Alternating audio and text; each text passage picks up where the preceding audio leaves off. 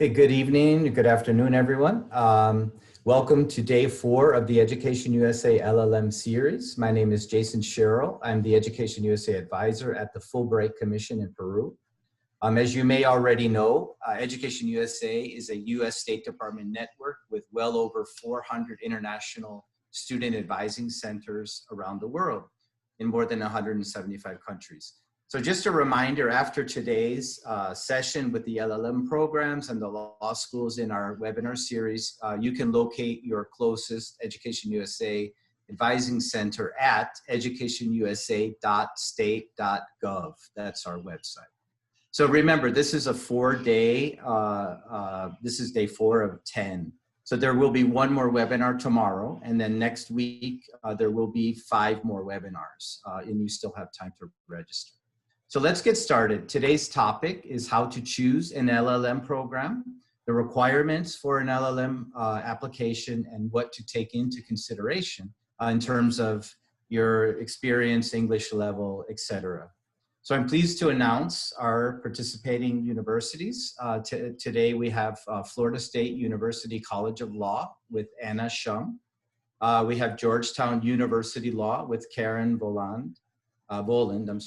We have Northeastern University School of Law with Megan Marr. We have Notre Dame Law School with Felicia Caponigri. We have St. John's School of Law with Lauren Hartley. And Tufts University, the Fletcher School of Law and Diplomacy with Lucia Folks.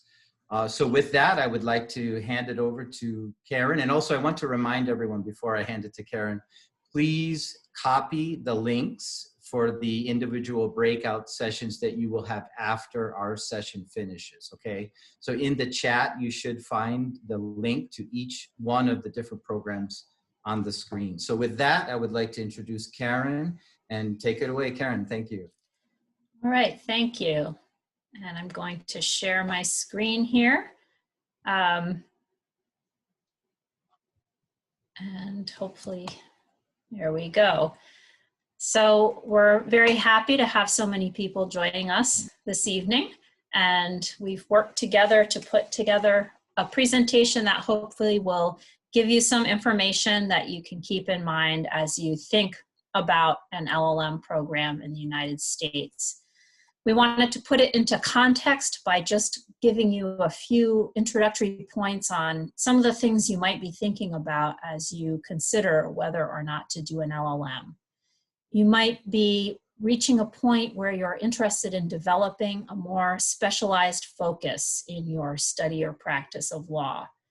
You might be looking to build new skills, maybe practice some advocacy or some writing, or have some work experience that you haven't had before.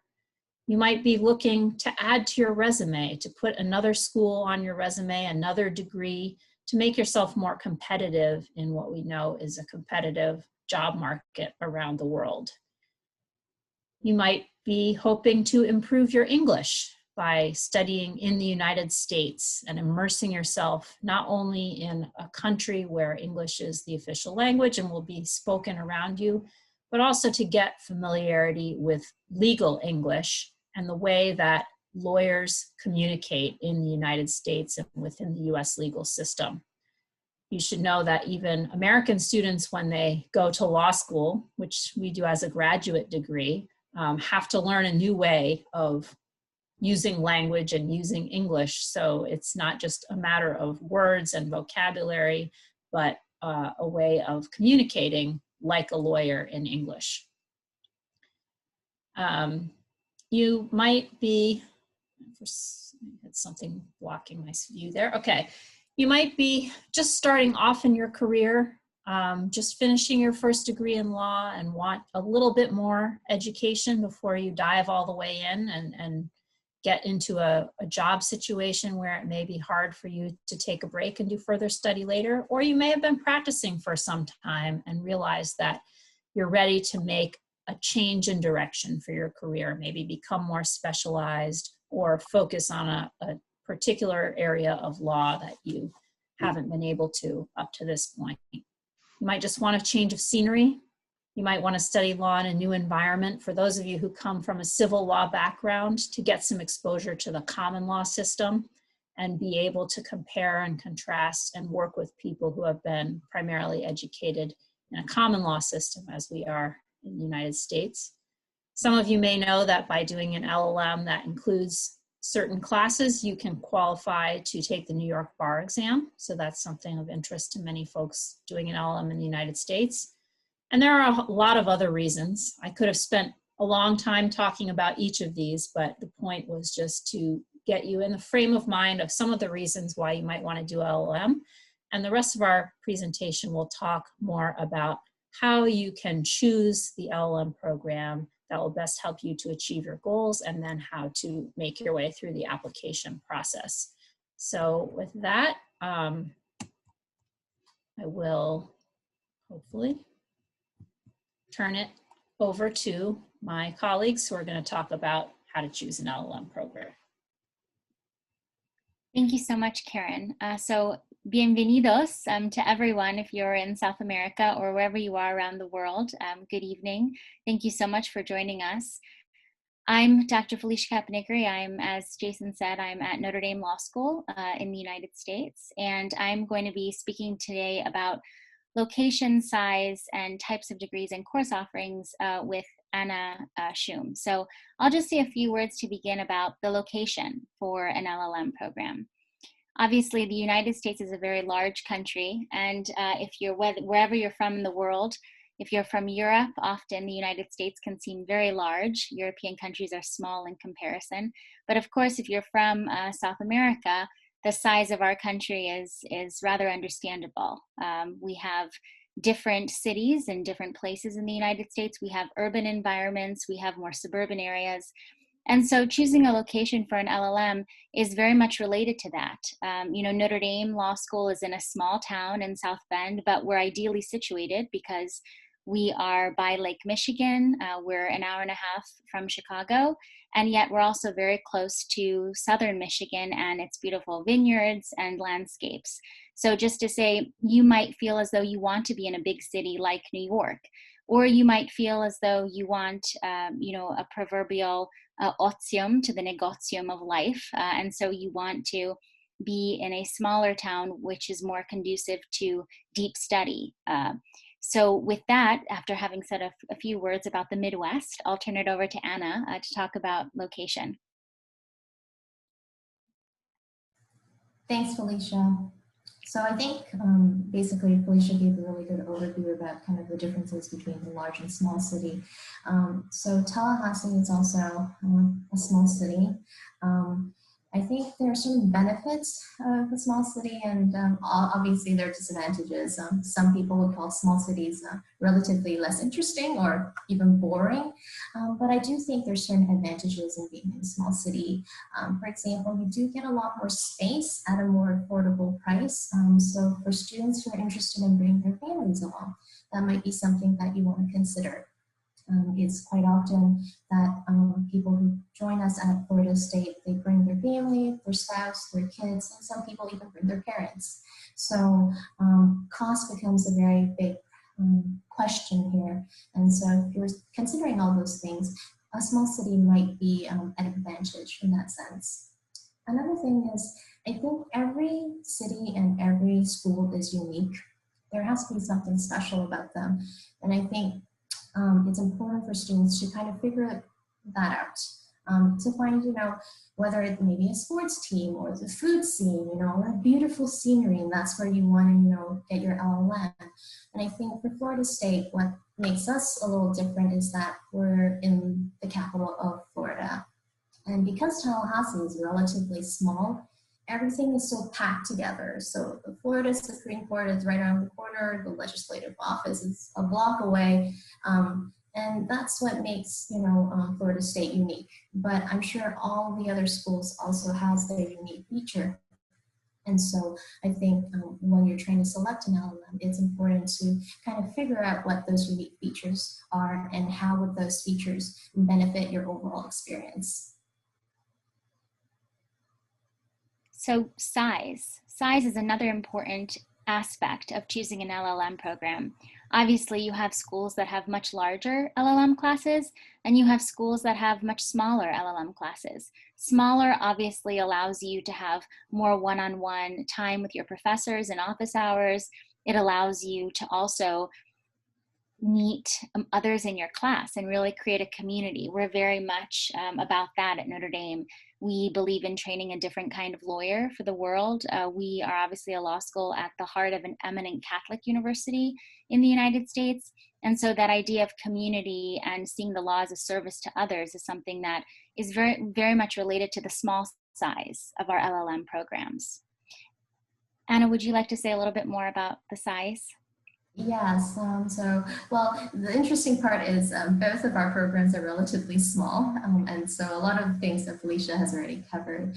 But I think another thing is what our students like to call themselves as mini United Nations, because we're only a size of between 10 and 20 students, and so it's rather small, and for them it's also like a very small family, and so for that 1 year, they're a very close-knitted group.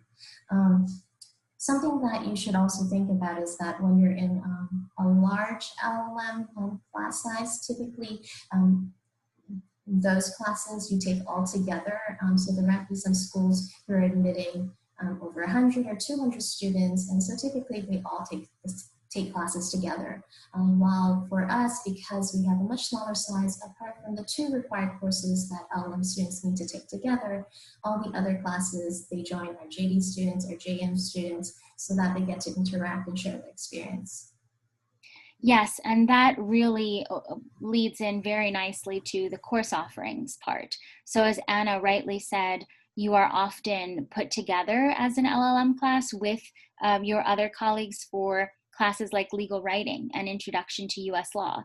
But for the others, and this is true at Notre Dame as well, you are put in classes with JD students and so learn alongside of them. So when we began this webinar, Karen talked about, how even JD students have to learn a different way of thinking like a lawyer is what we call it in the United States. And when you're an LLM student coming from a different legal tradition, you are very much learning that alongside your US counterparts. And so you are engaging in a comparative legal dialogue in the classroom. So not only thinking about the courses you want to take in terms of the subject matter, if you want to specialize in business law, IP law, or other areas of law, but really thinking about how does the size complement the course offerings and how much dialogue can you really engage in the classroom, because those types of dialogues are really what make your LLM experience as well, because those are the relationships that you will forge and then later use in practice, whether you return to your home country or decide to stay in the United States. And on that note, Anna, I think that leads us very well into generalized versus specialized degree programs. Would you like to say a little bit more about that first? Yes, absolutely. So for generalized programs, typically there's a lot more flexibility. So at least from Florida State, a lot of the students that have told me that if they wanted to take a bar exam, they would prefer a more flexible program where they can take courses and tailor it so that it maximizes their chances of taking more classes that the bar exam requires. We have other specialized programs, and I'm sure other schools have their own specialized programs, but we have specialized programs in business law and environmental law. And when you're doing a specialized program, it means that a certain number of credits might have to be completed under your curriculum. And under those conditions, therefore, it limits you to take something beyond your curriculum. And so if you're looking for something that gives you maximum flexibility, a general program might be more fitting. But if you're really looking to, dive deep into a topic, for example, like taxation, then specializing may bring more benefits. Yes, and so I would add that you also have specialized programs that really allow you to delve deep into an area that you might not be able to in your home jurisdiction, or that is really relevant at an international level. So for example, Notre Dame has its LLM in International Human Rights Law, which has its history in Father Ted Hesburgh's work in the 1960s with the Civil Rights Commission in the United States. and which also is very much connected to South Africa. In fact, the founding of our LLM program was inspired by South African jurists and a call to action for what we could do to help the world. So just to say that you might find that a law school has a very unique program with a long history, which really attracts you, and it will complement what it is that you want to do with your law degree and how you want to be a lawyer to the world. So just to keep that in mind, that, you know, LLMs that are generalized certainly allow you to specialize in your own area, and we have one of those at Notre Dame too. We have the LLM at Notre Dame. But specific LLMs that have a theme also are often tied very much to the institution's history and to their mission. And so you are very much part of a larger picture with the LLM. And I think, Anna, that's all we were going to say. We may have even run a little bit over. So perhaps we'll turn it to our colleagues next. Great, thank you both. And you've gotten a good picture of some of the options that you would have as an LLM student as far as picking the school itself and the classes. We wanted to speak a little bit about outside the classroom, the types of opportunities that you will have as well, because not only is your LLM an academic endeavor, but it's also an opportunity for you to experience a social life and a culture in another country and in another place that you presumably have not lived before. So extracurricular activities, doing them during your LLM is one great way to round out your academic studies. And I would say you can divide them into on and off campus opportunities, and also short-term and longer-term, more involved opportunities. So on campus, a lot of the things that you might be able to do, some will be related to your academics or law related, and others might be more generally oriented towards community service or things like that. And some might just be for fun. I know that at Georgetown, for example, we have a lot of student organizations that are run by students, and they cover everything from topics related to areas of law, intellectual property, securities law, national security, environmental law, but also things like the running club and the wine tasting club and things like that. So law school can be a stressful experience, and so it's important to have some opportunities outside the classroom to meet and talk with your friends and make friends around things perhaps other than what you're studying in the classroom. So that would be one of the kind of longer term things if you joined a club or became an officer in one of those student organizations that could both give you some social outlets as well as maybe an academic connection and something you can put on your resume. You also, depending on the school, may have an opportunity to participate in a journal or a law review. So many schools have one or more publications that students can work on to help edit and choose articles, and also to write and publish articles on legal topics. Some are general law reviews, and others might be journals focused on a particular area of law. So some students like to have that opportunity. Others might find a chance to work for a professor as a research assistant or a teaching assistant. And that can be a great way to develop connections with professors as well as learn more about a particular area of law. There's also a lot of opportunities on campus for things that come up once in a while. Speakers, for example. At Georgetown, we're located in Washington, which helps us to have a lot of speakers come onto campus who are either people working in the US government or some of the international organizations located there, or who may be in Washington from out of the country, coming for a diplomatic or another event of some type, and they will come and do panel discussions and make presentations to our students. Students also can invite them through some of the student organizations that I mentioned. So when you have that opportunity and people are coming from very high levels just for the purpose of speaking to the students at the law school, it's a great thing to be able to take take advantage of that opportunity. You also may be able to engage in some volunteer activities through the school, providing legal services to people in need. For a lot of international students, there are opportunities to work as translators in legal situations for courts, or helping clients in clinics and things like that who need some help with their language. And since many of you have second and third and fourth language capabilities, those are always sought after within our clinics. And then as far as off-campus opportunities to do community service or visit law-related places, courts within the community. In Washington, a lot of our students like to go to the Supreme Court, which is not too far away, or the tax court, which is just around the corner. But every city has a courthouse of some sort, and it can be really interesting for people from outside the US to take the opportunity to see what goes on in the US courtroom setting, if it's different from your home country.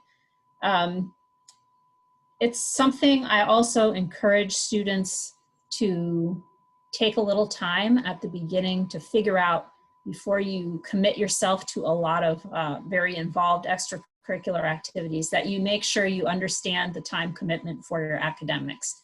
Because I know a lot of you probably have worked at the same time as you've studied in your home country, and so you have experience multitasking, but it does also take some adjustment getting used to the style of learning and preparing for class in the US law school classroom. It may take longer than you expect.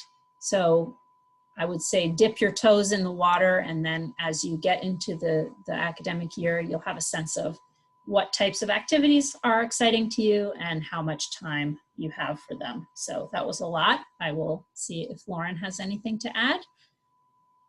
Sure, yeah, I think Karen did a good job giving you a big picture on that. And I just wanted to expand and connect that to something that our colleagues were talking about earlier, is that extracurriculars are also really an opportunity for you to explore certain interests. So perhaps you are in a specialized LLM program, and maybe there are extracurriculars that will complement that LLM program. Maybe you're in a general LLM program. Extracurriculars are a way for you to explore specific subject areas. St. John's Law is in New York City, so we have the opportunity also to go and visit some things like to the UN, or visits to federal courthouses and other law firms or things that are here in New York, and our students are able to look at that as a complement to what they're learning in class and to what they're learning in their program. It's also a great opportunity for you to get to know your other LLM students and the other JD students who are your future network, your future professional network. So that's a great opportunity to get involved. And that's, I'll use that to segue into talking about career services and job opportunities, if that's right, Karen. Okay. So another thing to think about when you're looking at your LLM is, what are you looking for, and what kind of are your expectations around career outcomes or career goals? So in some schools might have a large career services office, some might have a smaller office. How does that work? If there's a specialized LLM program, is there a dedicated career advisor? Are there general career advisors?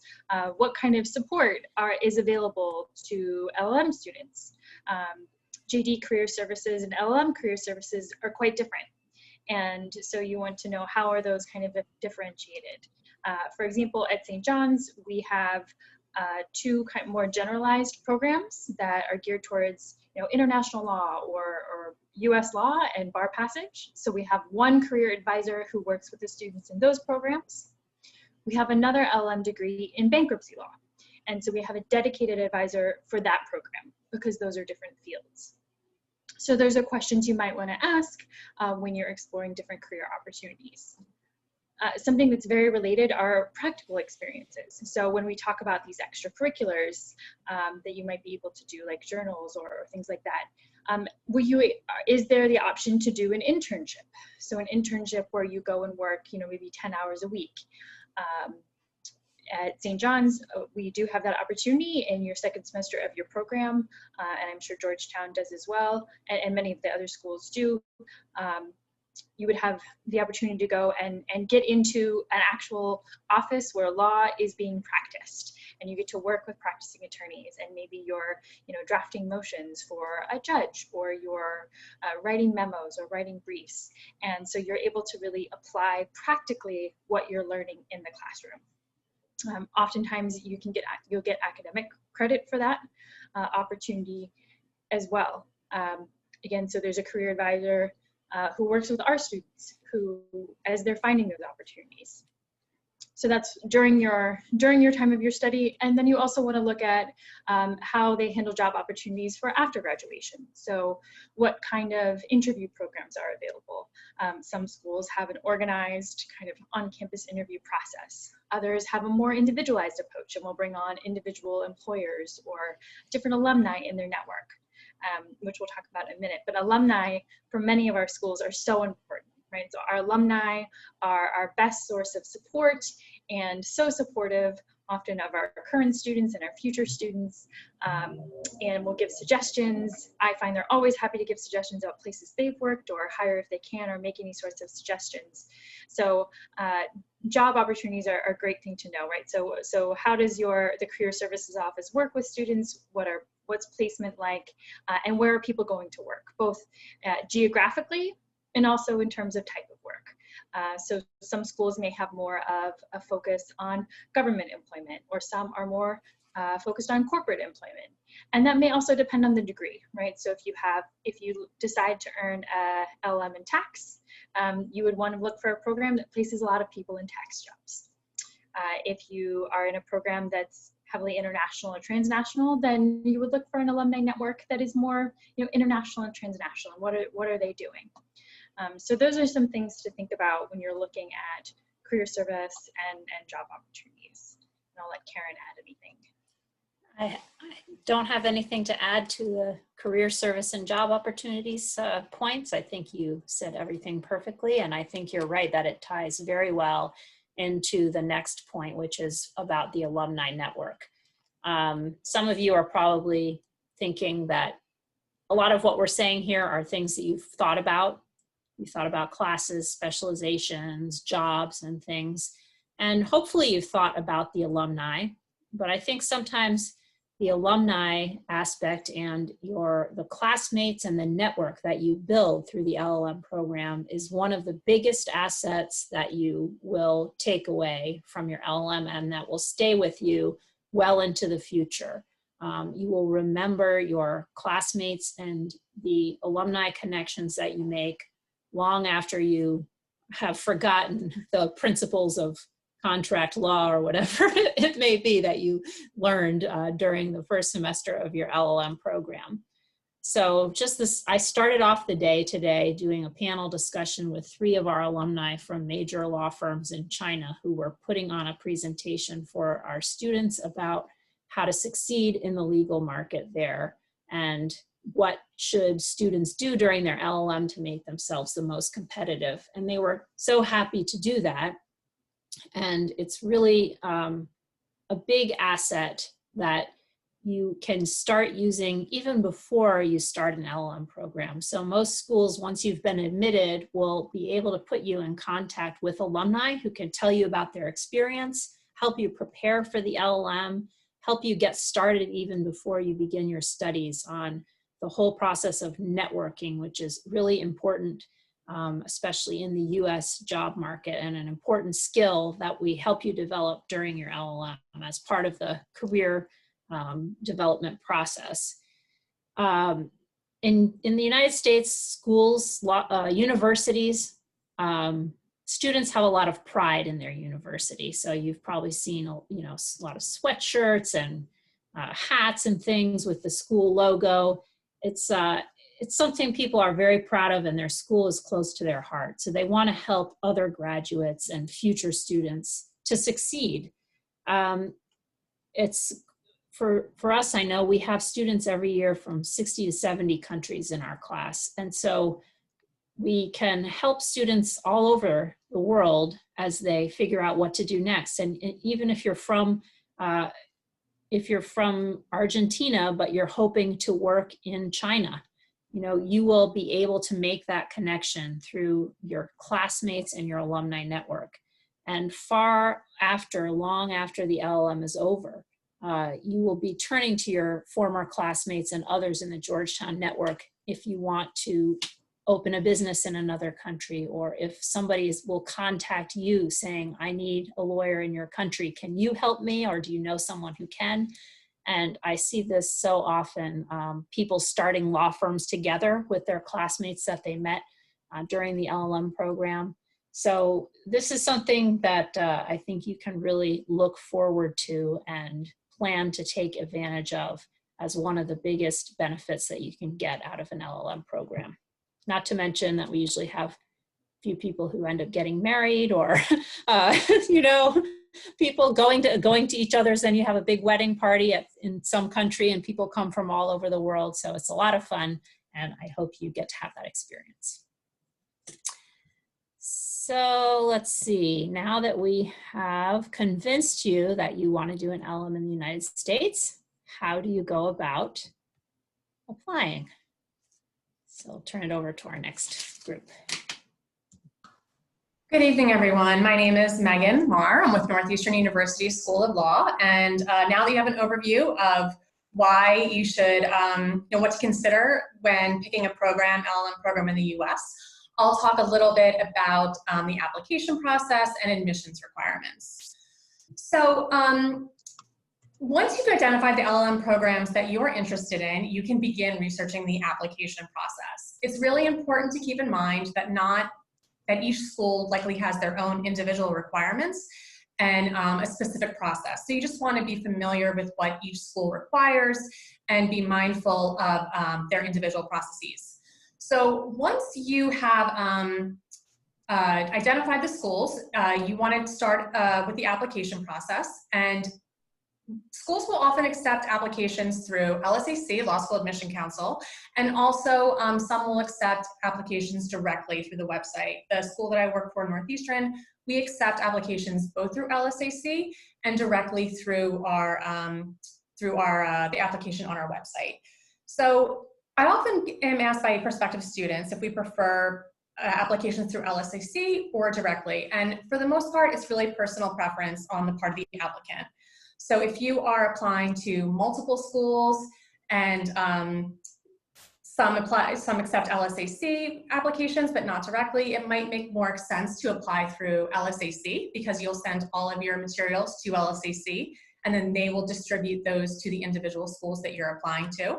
If you're only applying to 1 or 2 schools and they accept direct applications, it might make sense to apply directly. Really, it's personal preference, but you can always check with the programs you're applying to and see if they prefer one or the other. So in general, applicants will be asked to provide, in addition to the completed application form, a resume or CV, a personal statement or essay, and it's also, keep in mind that some schools for their personal statement or essay might have a specific prompt or outline what they would like you to write about, while other programs will allow you to pretty much write about anything as long as it pertains to the LLM program. So you want to make sure that you're writing specifically to whatever prompt or specifications that program has. You'll also be required to submit official transcripts for undergraduate and any graduate coursework that you've completed.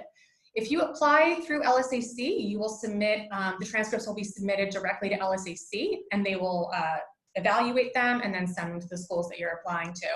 If you're applying to schools directly, you might want to check with them to see if they will accept, some will accept unofficial transcripts for the purpose of evaluating your application. So if you're having difficulty getting your official transcripts, particularly now given COVID-19 restrictions, you might be able to submit unofficial copies. I know Northeastern is currently doing that given the COVID-19 situation.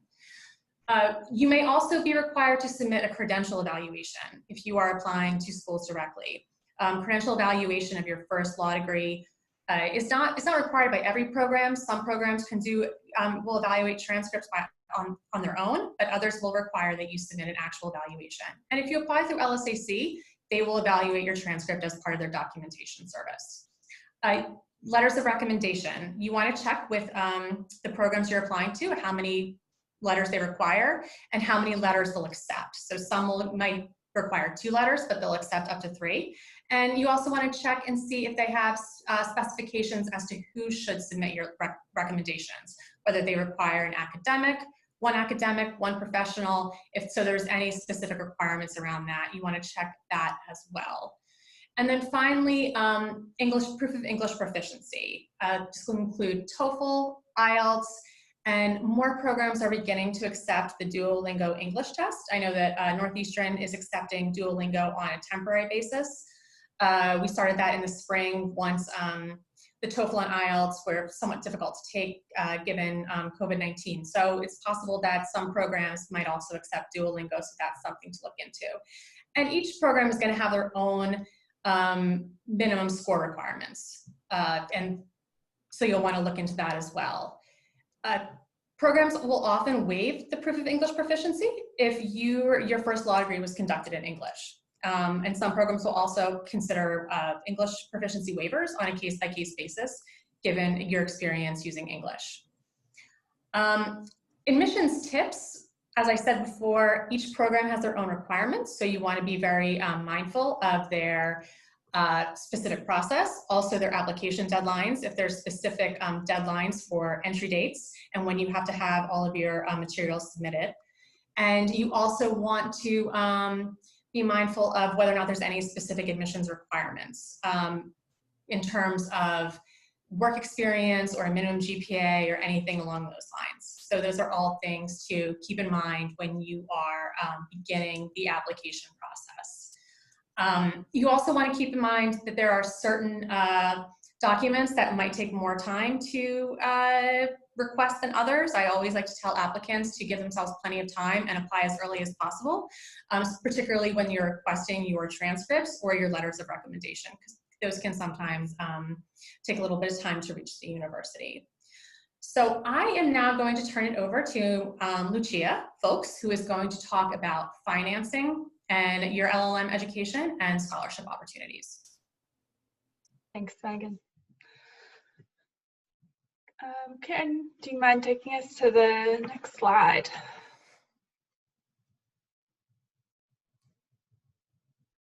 Here we go. All right, so financing is a big part of your planning for the LLM application process. And many of you know, if you're thinking about an LLM in the US, the cost of education here can be pretty high. So you'll want to do some research comparing the tuition of the various schools that you're interested in, as well as the cost of living. Of course, large cities like New York or Washington, D.C. offer a lot in terms of extracurriculars and outside the classroom, but they also come with a higher cost of living, whereas some smaller towns might be a little bit of a slower pace of life, but might be more affordable. So that's something to think about.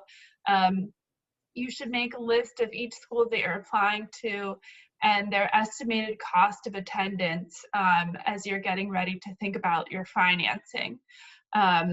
Each school should provide a rundown on their website of the tuition, any mandatory fees, the estimated living expenses, and total cost that they think it will cost you to attend the program for 9 months. So take a look at that, and then you should move on to looking at your financing options. So most students who attend LLM programs in the United States finance their programs by a combination of funds. So you may be getting some scholarship funding, you might be getting some financial aid from your university, you may have some family helping you out, you may have saved some money yourself, and you may have the opportunity to work on campus. And together you can gather the necessary funds that you need. So I would say take a look at how much you're able to save yourself, support from family, as well as the different outside scholarship opportunities. Now, if you're looking at outside scholarship opportunities, EducationUSA and is a great place to start. They're able to provide you with information on scholarships that may be unique to your country. So there may be opportunities that are especially for students from Argentina or Peru. They can also guide you on the Fulbright application process. The Fulbright is a program which provides funding for students from overseas to come to the United States and study, and they do sponsor LLM students every year. We've hosted a few, and I'm sure my colleagues have as well. So that's a great opportunity that usually provides students with full funding, although it is something that you'll have to look at well in advance of the year that you want to plan to attend your LLM. I think oftentimes you need to apply for the Fulbright up to a year in advance. So after you've reached out to Education USA and checked out the Fulbright to see whether it's a good option for you, you can also look at private foundations.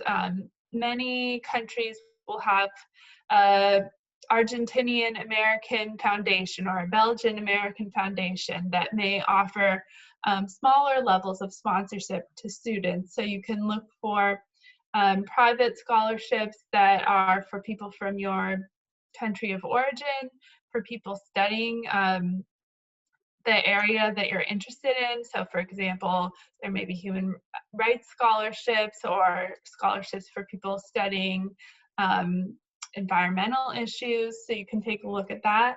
And then you should look at the scholarships available through the school. So at Fletcher, we do not distinguish between scholarships and financial aid, but some schools may.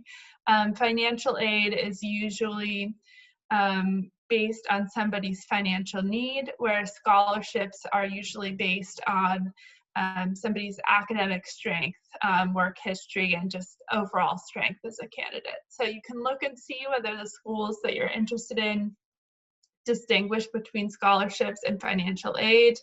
And if so, they may have named scholarships that you can apply for separately from an application for financial aid. At Fletcher, we consider financial aid and scholarships the same, and we have an application for scholarship aid as part of our application for admission.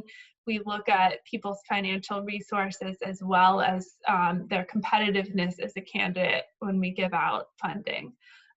You can look at each school's website and they will share information about how they evaluate students when they are allocating financial aid. One tip that I would recommend for everybody, and I think this applies to almost any school you apply to, is financial aid resources can get depleted. And at Fletcher, if you apply early, you will be first in line to be looked at for financial aid. So if you're able to gather a great application and apply for one of the earlier deadlines at the schools you're interested in, I think that will definitely give you a leg up when it comes to securing funding. Some students do end up going for loans. Prodigy, as we can see on the PowerPoint, is one. Fletcher also works with a company called Empower. I do counsel students to be cautious about the level of loans that they take out. You want to make sure that you have a clear plan for how you'll be able to repay the loans because the interest rates can be somewhat high for these private loans. And then for any students who happen to be dual U.S. nationals, there are federal financial aid opportunities that you can inquire with the school about. Now, Fletcher exclusively uses our own application. So our application includes an application for financial aid, and maybe Megan can chime in about whether LSAC includes the financial aid application or how that works. And I'm happy to answer questions as well. So I don't believe that the LSAC application does include the financial aid or scholarship application. And if that varies for anyone else for their particular applications through LSAC, you can chime in as well. But for Northeastern, it does not. All right, great. So I think that basically covers all the points that I was hoping to hit. I'm happy to have anybody else chime in on the financial aid portion, or we can move to responding to any questions that you all might have. I was going to chime in. There's a question that came in the Q&A that was related about working at the same time as your LLM program. And I know at St. John's, we generally counsel students that because of also limitations on student visas, you should not expect to be able to come to the US and work and support yourself as a student. In most cases, you actually cannot work in your first semester. And then after that, again, there are limitations on the amount of time. And then also, you're in a program that's very demanding, right? So you need to be able to devote a good amount of time to your studies. So yeah, so that, as we said, you should not be able to, you shouldn't expect to be able to support yourself as a student as well.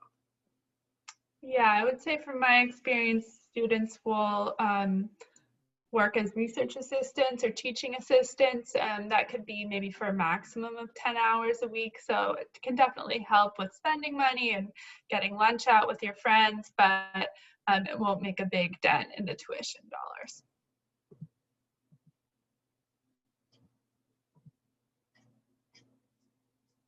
Someone had a good question about job opportunities in the United States and whether job opportunities are available and if they're more available in litigation or corporate areas. I was wondering if anyone wanted to take a stab at that. I'd be happy to start. So I have a little bit of a different perspective because our LLM program at Fletcher at Tufts is exclusively focused on international law. So after you graduate from your LLM, most students have a visa where you get a 1-year optional practical training. And this means that you can get some work experience without your employer having to go through an extensive visa process to sponsor you for a work authorization. So we found that it's easy for people to get that first position. And if you are trying to stay on in the US, you need to show your advantage as compared to a US student who has 3 years of American legal training.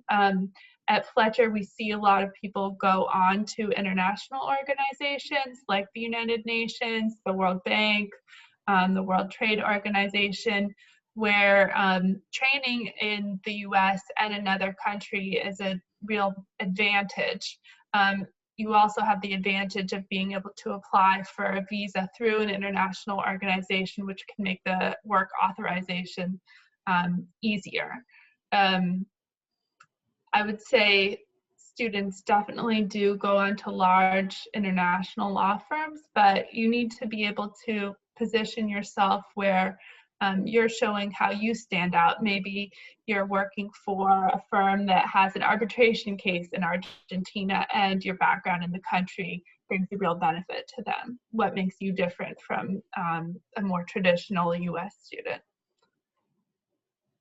Yeah, I would agree with that, and I would say that there's not any one answer of one magic practice area or something that is gonna be the thing you should target in terms of getting a job, because it depends on so many different factors, previous experience, what part of the US you're willing or interested in working in, what types of, specializations you're trying to focus on. It takes a lot of creativity and persistence and networking and all of those kinds of things. And even with all of those, not everyone is always able to get the position that they're looking for, but we do have people every year who are successful at finding different kinds of jobs in law firms, international organizations. A lot of our tax students will work in accounting firms, things like that. But yeah, there's not really a magic practice area that I can think of. Yeah, I also wanted to, as you said, with a specialized program, so at St. John's, we have a LLM in bankruptcy law and insolvency law, and it's actually the only program in the country that's dedicated to that area of the law. So that is that alumni network, as we were talking about earlier, your alumni network is really helpful. And if it's in a specific area, that also matters, because that it just provides different job opportunities than for different programs. So our students who do the bankruptcy program have very different job opportunities than our students who do our other LLM degree programs. So even at the same school, within different degrees, the different degrees provide different opportunities. And that ability to do an internship or work during this semester is really meaningful for a lot of our students, because that helps get them in the door. I have a background in career counseling. Actually, I did law school career counseling before I did the LLM program, so I think about that with my students as well. When they do that internship, that really helps them on their next steps along the way. So it really depends, but you'll find alumni happily employed from all of our programs in all sorts of different jobs. I think as many different kinds of lawyers you can find, you'll find people doing that kind of work. I would also add for the audience that it very much has to do with your specialty and what you're interested in as well, and also the unique aspect of being an attorney in the United States. So for example, if you're interested in a job in a law firm or practicing with a law firm, you may have to be bar eligible for that position. So does the bar in that state allow foreign trained attorneys to sit for the bar? And what are the requirements? Often, you will hear law school say to you, as soon as you arrive in your LLM program, if you know you want to sit for the bar in the United States, identify the jurisdiction, because some jurisdictions don't allow foreign trained attorneys to sit for the bar at all, or even to waive in, right? So just to know a little bit about the nuances of what it's like to practice law in the United States. In addition, Lauren was talking about specialized LLM programs in bankruptcy. As I noted at the beginning, Notre Dame has its specialized LLM in international human rights law. We have an internship program that allows you to apply for funding as part of that after you graduate. So really identifying programs that are able to support your specific interest in the law and what you want to do after graduation as well is very important. So keep an eye on the schools that really support your own interests and your own passions in the law. It's very important to do what you love in the law. You're the one that has to get up every morning and practice in the area. My area is art law, so I always feel inspired by that. But you have to find your own passion and follow it, and choose the school that will really allow you to do that and support that. Can I caveat that a little bit, Felicia? Which is, in New York, the New York bar exam, for example, which is the most popular bar with foreign attorneys, New York, DC, and California are all very popular jurisdictions. They have very specific requirements about the types of courses that you take and the requirements you have to meet. So I love Felicia's advice to follow your passion, but also the Board of Law Examiners might not totally agree, because there are certain requirements that you have to meet, and some LLM programs. So if you want to take a bar exam, certain LLM programs will prepare you for those. Even, for example, at St. John's, our bankruptcy LLM does not prepare you for the bar. So if you're interested in the bar exam, you do not take our bankruptcy LLM program. You might be able to take an elective or two in that course, but if you want to take a bar exam, you need to do one of our other degree programs. So just to caveat that, if you want to practice the bar, that is a little bit more pay attention, because there are more requirements and things around that. Right. So thank you, Lauren, for nuancing that. I want to clarify for the audience, my advice to follow your passion was not to follow your passion at the expense of bar requirements. So it was meant as a complementary manner. And look also at the credit limits when you're at a law school. So you might, for example, be able to specialize in an LM program and follow a program of study, and yet take more than the minimum, and so follow your interest, for example, but make sure you do take those bar requirements. I would say a nice way to check out career trajectories, oh, that's a mouthful, is to look at students on LinkedIn.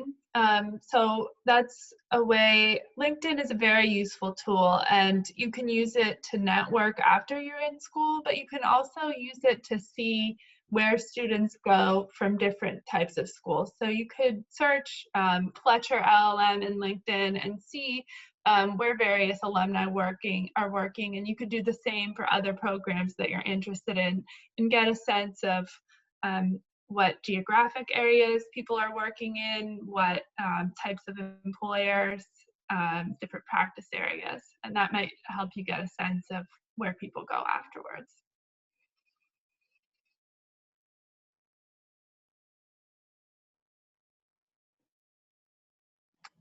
We have quite a lot of questions, but I feel we're running out of time.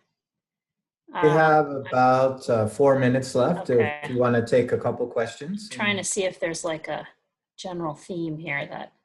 Well, one of the questions here is about what if someone has taken some time off during their career, would they still be eligible? And then there are some very specific questions about essays and other governmental regulation questions. So I'll let you go ahead and finish.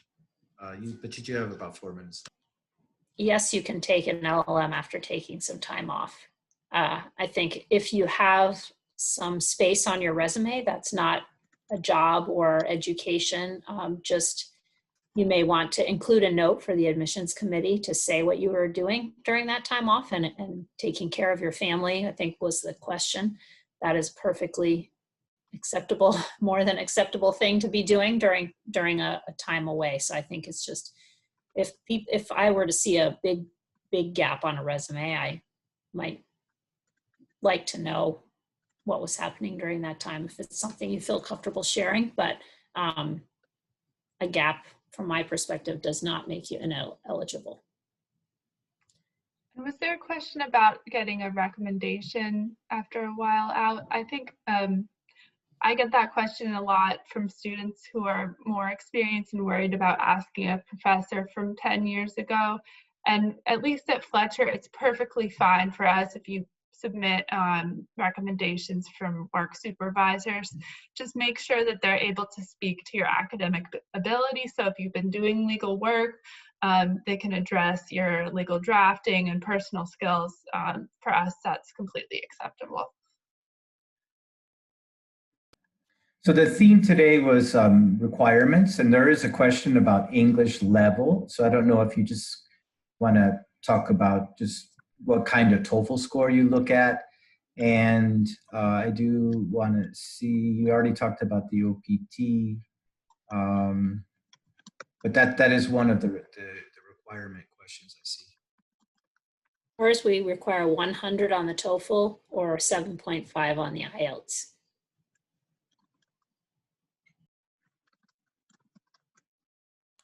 Northeastern requires 85 on the TOEFL and a 6.5 on the IELTS, and we will consider applicants with TOEFL scores of 79 to 84 as long as they would be required to interview with the LLM director as part of the application process.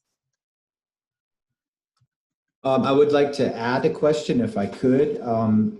I notice a lot of, or in some cases, students ask, or applicants, I should say, ask, when they're looking at the LSAC website, they see some JD LLM combinations, or they see LSAT examinations. Can you just chime in on how, what they should be looking at specifically for LLM? So most LLM programs don't require the LSAT. The LSAT is the law school admissions test generally used for JD admissions. So as an LLM, you don't need to be doing that. Some schools do offer an opportunity where you can transfer. So at St. John's, for example, you can do a one-year LLM program and then transfer to the JD if you want to do another 2 years, and you don't have to take the LSAT. But that varies by school. And again, so if you have questions about there's a lot of questions about specific schools' requirements, you should check the school's website, and don't hesitate to reach out to the admissions team, because the admissions team, that's what they're there for. So sometimes students think, oh, I don't want to bother anyone. I don't want to ask a question.